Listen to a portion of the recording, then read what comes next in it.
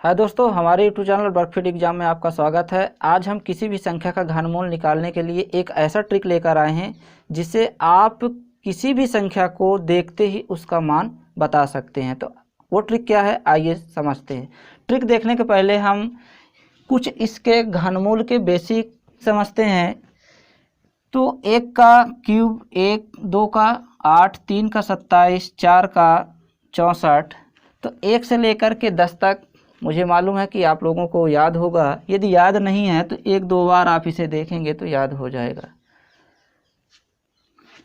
तो आइए इसे और समझते हैं। 1 क्यूब लिखा हुआ है 3, 2 घात 3 लिखा हुआ। इसका मतलब ये है कि 1 गुणे 1 गुणे 1, इसे उसी संख्या से हमें 3 बार गुणा करना है, ना कि 1 का गुणा 3 से करना है। तो कोई भी संख्या का 1 से गुणा हम वही संख्या से 3 बार करते हैं। जैसे 4 का करना है 4 गुणे 4 गुणे 4। तो अब इसका 1 का क्यूब घन 1 होगा, 4 का घन 64 होगा, 4 का घन 64, 64 का घनमूल 4 होगा। ये कैसे, आइए समझते हैं। जैसे 64 है, या हम कोई और संख्या ले लेते हैं जैसे 8। 8 का क्यूब निकालना है तो हम पहले इसको तोड़ेंगे। तो ये वो आ जाएगा 2 गुणे 2 गुणे 2 के रूप में हम इसको तोड़ सकते हैं। अब ये 1 2 3, चूँकि इनके पावर में घात में 1 1 है, तो इसे हम और क्या लिख सकते हैं, 2 क्यूब 3 ऐसा कर देते हैं। अब इसे जैसे करनी को हटाते हैं तो क्या आ जाएगा, ये जो घात में हमें दिख रहा है करनी के आगे ये 3, ये जैसे करनी हटाते हैं तो ये बटे में आ जाता है। तो ये 3 से 3 कैंसिल हो जाएगा और 8 का क्यूब रूट या घनमूल 2 होगा। हम कह सकते हैं कि 8 का घनमूल 2 और 2 का घन 8 होगा। तो इस प्रकार इसके बेसिक हम समझें। आइए अब शॉर्ट ट्रिक से इसे हल करते हैं कि कैसे शॉर्ट ट्रिक से हम कुछ सेकंड 1-2 सेकंड में इसके मान कैसे निकालते हैं। तो सबसे पहले इस प्रश्न में प्रश्न 17-28, 17-28 जो फर्स्ट के 3 अंक होते हैं, इन्हें हम आई के अंक देखने से पहले हम कुछ और समझ लेते हैं कि यदि प्रश्न के इकाई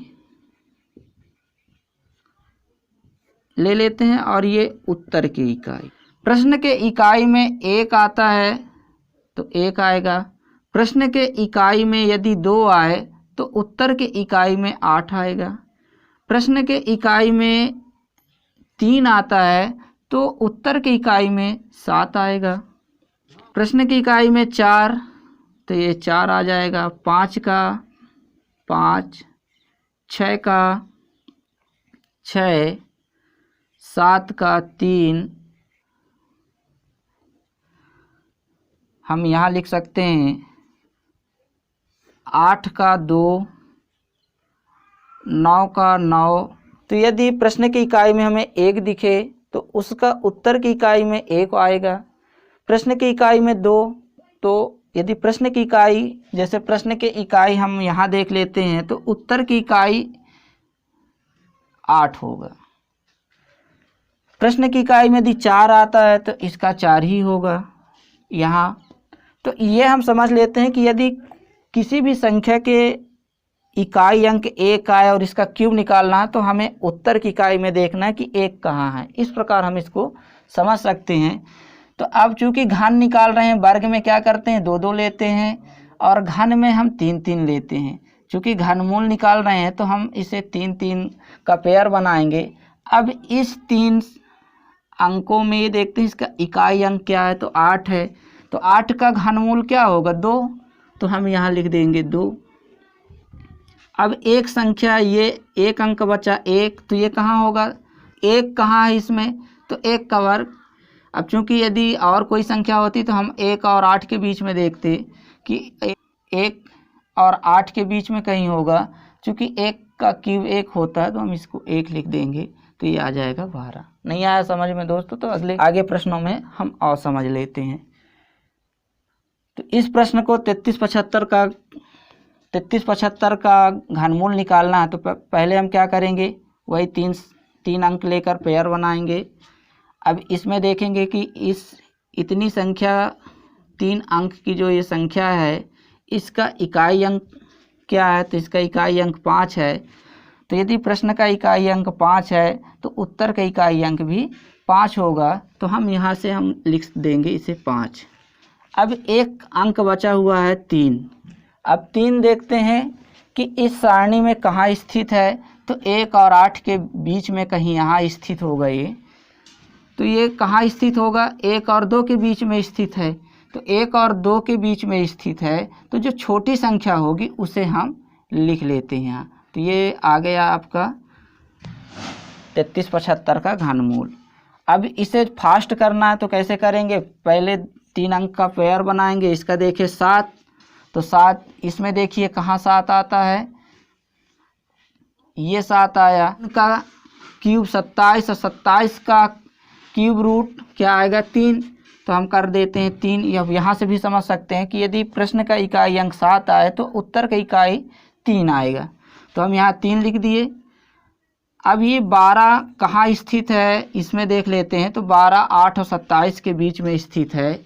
और यदि हम इसके चूँकि हमको इन संख्याओं को लेना है, यहाँ नहीं लेना है, जहाँ बीच में स्थित होगा उसके जो क्यूब होते हैं, क्यूब रूट, उसमें देखना है हमें। 8 और 27 के बीच में स्थित है 12, तो हम इन संख्याओं को लेंगे।